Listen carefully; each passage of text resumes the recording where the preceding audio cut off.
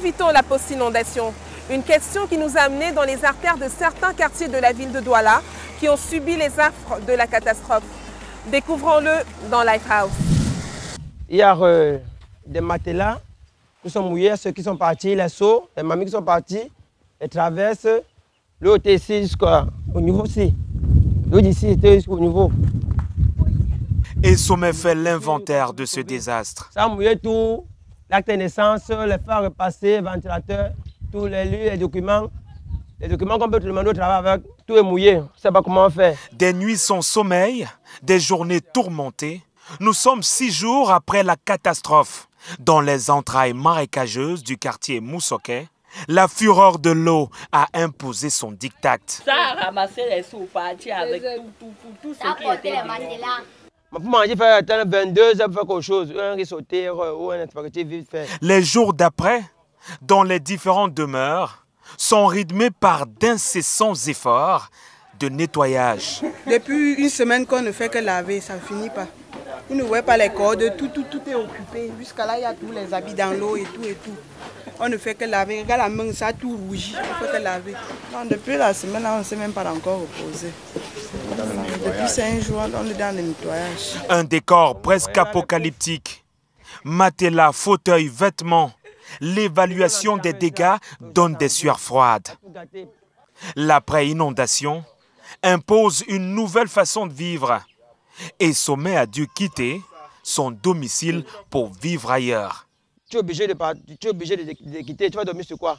Tu es obligé de quitter pour avoir quelqu'un qui est en haut pour dormir chez lui, ou chez un frangin, ou chez un frérot. Quant à sa voisine, depuis le déluge, c'est à même le sol qu'elle dort. On va faire comment, mon père? On lance la bâche par terre, on dort sous ça, non?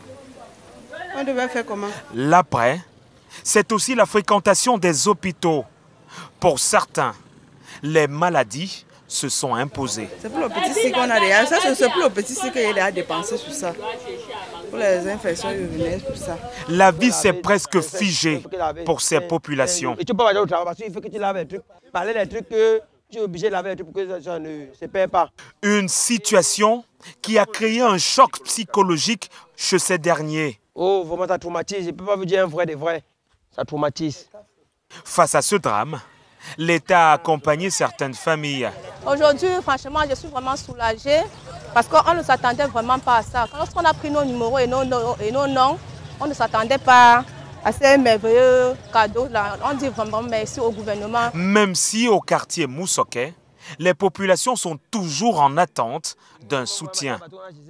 Mais dans cette configuration, pour le psychologue, une stratégie globale s'impose. Il ne faudrait pas se limiter simplement à apporter aux sinistrés des biens physiques, des biens matériels. Il faudrait également prendre en compte dans leur prise en charge les aspects médicaux et les aspects psychologiques.